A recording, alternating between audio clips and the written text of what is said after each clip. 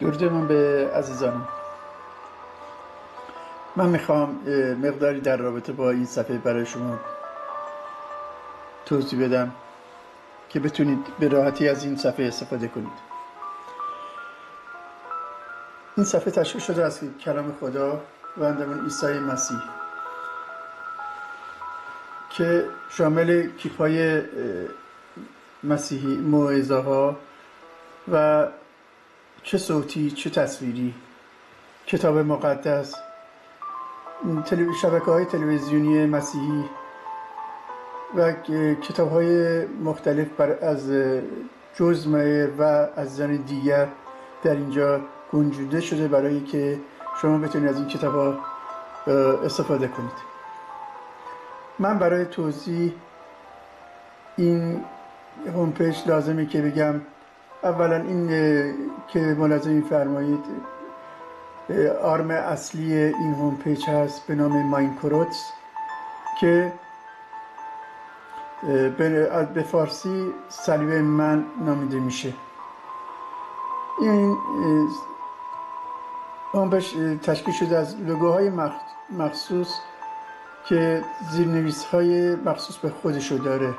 من برای اینکه توضیح بدم یه مقدار در رابطه با این لوگوها میام به پایین صفحه و این لوگوهایی که ملاحظه می‌فرمایید هر کدوم زیر صفحه‌های مخصوص به خودشون دارن. به عنوان مثال من یکیشو کلیک میکنم یا رادیو تلویزیون مسیحی و مسیحیات رو کلیک میکنم که شما ملاحظه فرمایید به چه صورت هست. توجه فرمایید من وارد زیر صفحه این آرم شدم یا اون لوگو شدم که شامل تلویزیون های مسیحیه که از جمله شبکه 7، تلویزیون محبت، نجات و سایت سیبن و مابقی و تلویزیون های خارجی، رادیو مژده و بقیه که اگر شما چنانچه بر روی هر کدوم از اینا کلیک کنید، من به عنوان مثال شبکه 7 میارم خدمتتون، کلیک میکنم، بعد شما لازم میفهمید سریع وارد، بدون اینکه لازم باشه برای آدرس دادن شما وارد صفحه مخصوص اینترنتی این تلویزیون خواهید شد و میتونید مطالب آن رو تماشا کنید. من برای برگشت کافی است که همونجور که عرض کردم بیارم برای لوگوی این هوم پیج که همونطور که در اول عرضم گفتم این لوگوی اصلیه که با کلیک کردن این دوباره برمیگردیم به صفحه اصلی.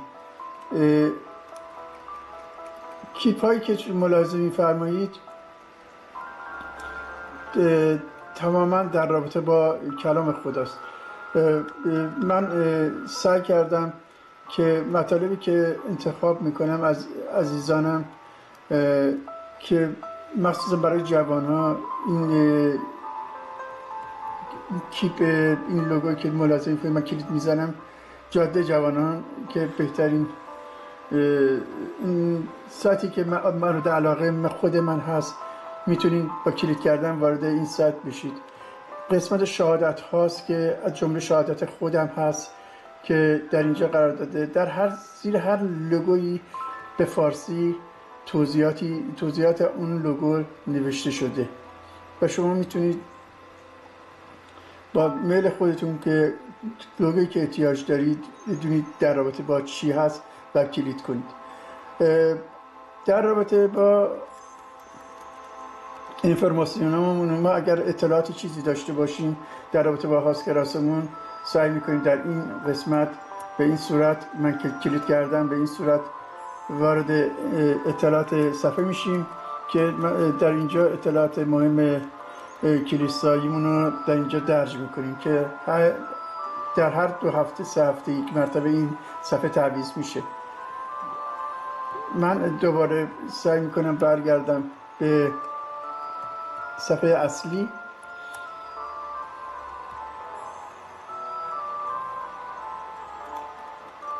این صفحه توضیح دیگه که لازمه بدم این که این لوگویی که پرچم آلمان هست صفحه دوم این هوم پیج هست که شما میتونید به زبان آلمانی مطالب رو گوش کنید و عزیزانی فرزندانی که فارسی رو به اون صورت متوجه نمیشن امیدوارم که اولا متوجه بشن، اگر متوجه نمیشن میتونن به زبان آلمانی از این صفحه استفاده بکنن که من برای نمونه کلید میکنم که ملاحظه میفرمایید که وارد صفحه شدیم و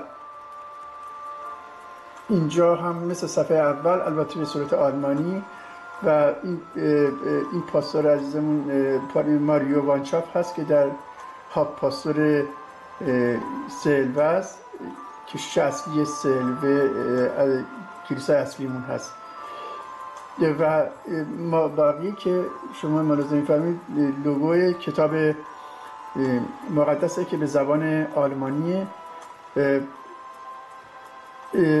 آلیانس بونه. بعد شما میگم هر کدوم چیزهایی که لازم داشته شو در زیرشون توضیحش رو دادم که در رابطه با چی هست.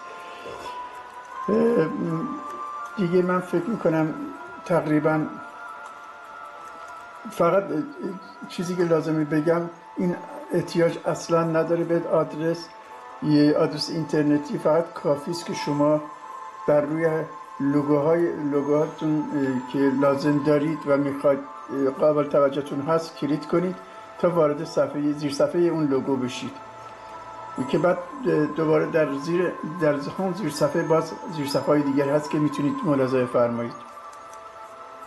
من دیگه فکر میکنم مقداری من توضیح دادم در رابطه با این که بتونید به چه صورت از این هوم پیج استفاده کنید. من برکت خداوندم عیسی مسیح رو برای یکی یکتون میطلبم. آمین.